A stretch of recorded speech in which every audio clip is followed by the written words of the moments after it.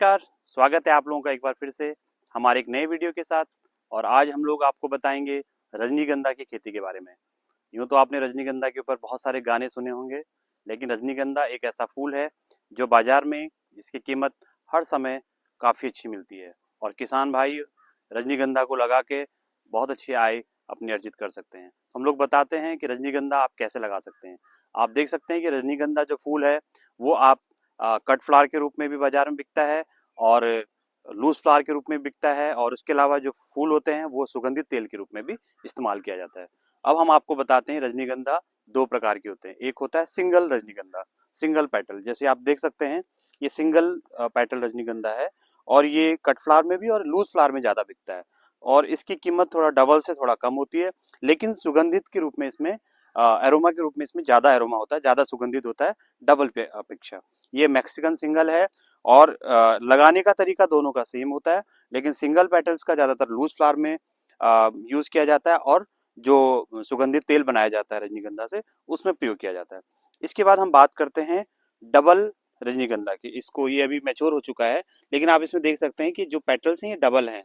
इसमें खुशबू थोड़ा कम होती है, लेकिन ये जो फूल है ये आपका कट फ्लावर में ज्यादा अच्छी कीमत देता है सिंगल फ्लावर की अपेक्षा। जैसे ये आपके सिंगल फ्लावर है, इसमें जो बाजार में जो फूल बिकता है वो पूरी तरह जो खुला है वो नहीं बिकता है, बल्कि हल्का सा जो अनओपन्ड बड होती है वो बाजार में बिकती है।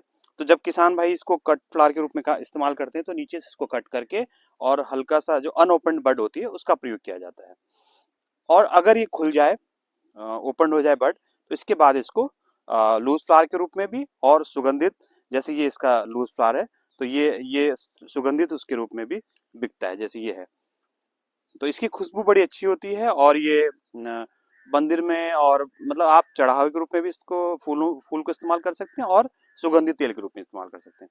अब बात करते हैं इसके लगाने की। इसके जो कंद होते हैं या बल्ब होते हैं उनको लगाया जाता है इस प्रकार से। आप ये रेस बेड बना सकते हैं, जैसे आप देख सकते हैं ये लगभग 1 मीटर चौड़ी रेस बेड है और इसमें दो हमने पेयर्ड रो सिस्टम से लगा रखा है, यानी कि जोड़ी के रूप में लगा रखा है। तो एक एक रो से दूसरी रो के बीच की दूरी लगभग आपकी 1.5 फीट के आसपास है। या इसके बाद पौधे से पौधे की जो दूरी होती है वो 8 से 10 इंच की रखी जाती है, यानी कि आप इस हिसाब से एक हाथ की जो दूरी है लगभग आप 8 इंच या 10 इंच के रूप में बल्ब के रूप में इस्तेमाल करते हैं। डिपेंड करता है कि सिंगल है या डबल है। फूलों जो आप पौधे की ग्रोथ देख रहे हैं ये आप पूरा फैलाव आप देख रहे हैं, तो ये 8 से 10 इंच की जो दूरी है वो सफिशियंट रहती है। इसके अलावा जो बेड टू बेड की डिस्टेंस है वो भी लगभग 90 सेंटीमीटर की दूरी आप देख सकते हैं, इसके बीच में 90 सेंटीमीटर की दूरी है। तो इस प्रकार से आप रेस बेड बनाएं और रेस बेड में अप्रैल और मई के महीने में इसका जो उपयुक्त समय होता है वो अप्रैल से मई का महीना होता है। इसमें नीचे एक बल्ब होता है, छोटा सा कंद होता है, जिसको कंद को हम लोग बोते हैं और इससे ये प्लांट पौधा निकलता है। बल्ब को थोड़ा सा ट्रीट भी करना चाहिए, उपचारित जरूर करना चाहिए, जैसे हम लोग बीज उपचारित करते हैं उस प्रकार से। जैसे लहसुन का बल्ब है उसी प्रकार का इसका बल्ब होता है और बल्ब को इसको बोया जाता है और बल्ब से इस प्रकार से निकाला जाता है। अगर ये हाइब्रिड वैरायटी नहीं है, जैसे ये मैक्सिकन सिंगल है या कलकत्ता सिंगल है या हॉलैंड डबल है, जो भी आपके नॉन हाइब्रिड वैरायटीज हैं, अगर आप उसका कंद लगाते हैं तो इसी में एक कंद में आपके बहुत सारे इसमें कंद बन जाते हैं। तो 1 साल बाद ही इसमें कई प्रकार के 2 से 3 कंद निकल जाएंगे।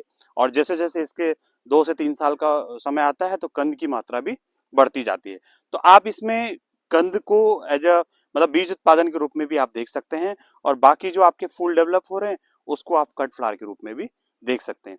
बाजार में इनकी कीमत, अगर हम कट फ्लावर की बात करें तो 20 से 25 रुपए की स्टिक जाती है। अगर डबल है पेटल्स में तो आपको और अच्छी कीमत मिलेगी, और सिंगल में है तो आपको थोड़ा सा कम कीमत मिलेगी। इसके अलावा लूज फ्लावर के रूप में भी बिकता है और सुगंधित तेल वगैरह, परफ्यूम वगैरह, उसमें भी इसके प्रयोग किया जाता है, इसके लूज फ्लावर को प्रयोग किया जाता है। तो बहुत अच्छी इसकी बाजार में बहुत अच्छी इसकी डिमांड है, मांग है।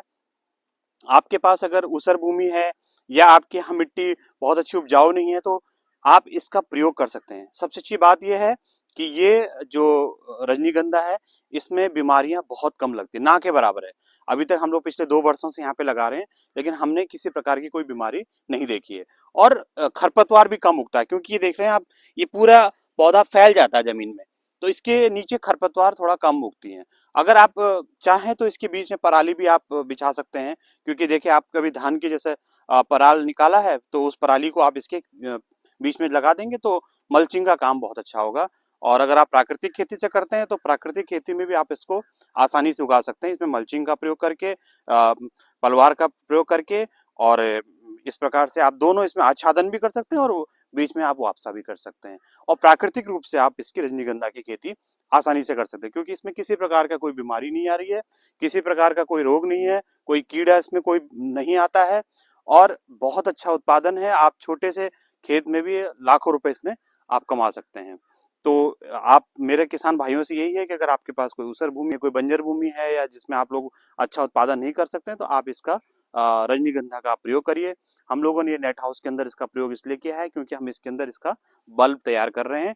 और अगर आपको बल्ब की आवश्यकता है तो आप हमारे कृषि विज्ञान केंद्र में आकर इसका बल्ब ले सकते हैं। और अभी हमारे पास इसका कट फ्लावर के रूप में भी हम लोग लूज स्टिक भी इसमें बेच रहे हैं।